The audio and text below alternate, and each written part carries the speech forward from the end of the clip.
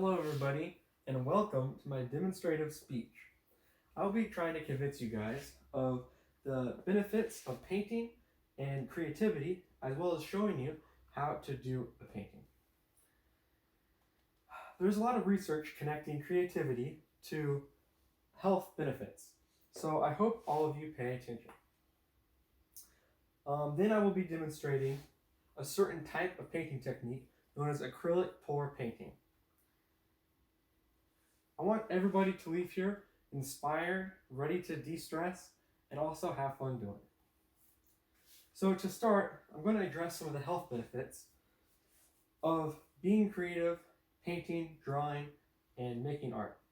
A lot of people say that they're not creative, or they can't draw, or they can't do this, or they can't do that. And it might be true that some people may be more challenged than others when it comes to creativity.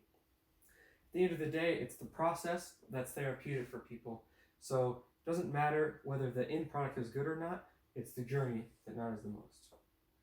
According to clinical research in 2014 by Aaron Dean, in an article by the Nursing Standard titled How Art Helps Patient Care and Recovery, hospital patients who painted had lower stress levels, decreases in anxiety and depression, improvements in clinical indicators like blood pressure, and even a decreased perception of their pain. Another great thing about painting is that it can be very inexpensive, and using this special technique, it doesn't take very much time. Okay, now that I've told you about some of these benefits, I'm going to now demonstrate how to do an acrylic pour, how easy it is, and how everyone can do it. So the first thing you're going to need is a surface to do the painting on. I'm using a canvas that's already been used before because it's what I have. You can use a piece of wood, you can use a heavy duty piece of cardboard, you can use a piece of plastic, whatever you have, as long as it doesn't soak up the liquid paint. You're also going to need some supplies like maybe an apron if you don't want to get paint on you, or a t-shirt that you don't mind getting paint on. You might want to have some gloves, but it is acrylic paint, so you can just wash it out, and a rag or a paper towel to clean your fingers at the end. Next, you're going to need some paint. You can use as many or as few colors as you want. I'm using 4. It's pretty important that you have white though, because it kind of helps all the colors from blending together. Next, you're going to need some cups.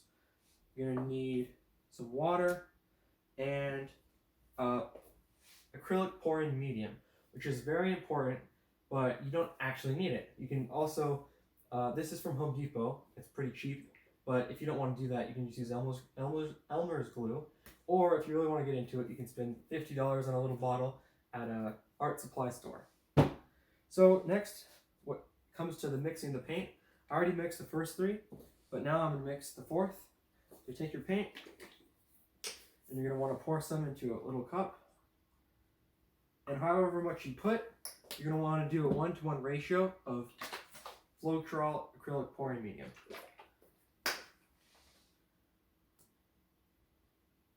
Next step is adding water. You just want a little splash of water, or about 15% of the total mass. And now you're going to stir that together. After all your paint has been stirred together, the next step is combining the paint in a larger cup.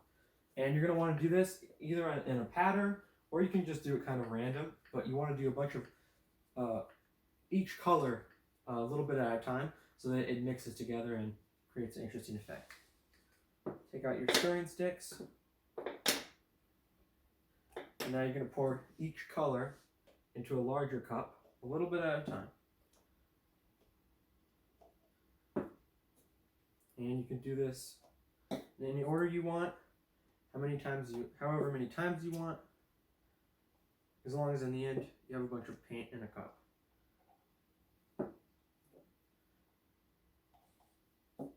After you've done your first acrylic pour, there's many interesting techniques that you can learn to do interesting patterns and different types of designs. But at its most basic level, it's just a matter of mixing paint and pouring paint onto the canvas.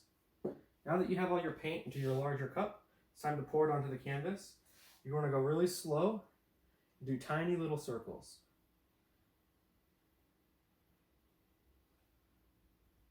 What's great about acrylic pouring is that there's no mistakes, only happy little accidents. Doesn't matter what you do, if you screw it up, the end result is going to be art.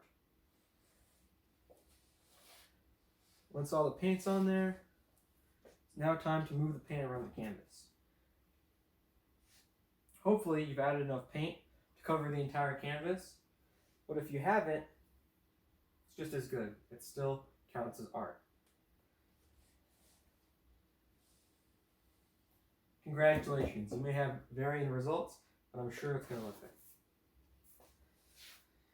Now that you know the benefits of painting and creativity, we're going to demonstrate how simple it is to paint. I just did that.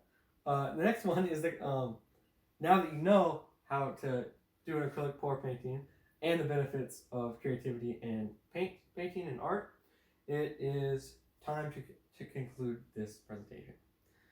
Now that you've learned these two things, if you are feeling stressed out, research by Kristen Byron in 2010 on stress and creativity showed the two to be part of a cycle in an article titled "The Relationship Between Stressors and Creativity, a meta-analysis examining competing theoretical models" in the Journal of Applied Psychology.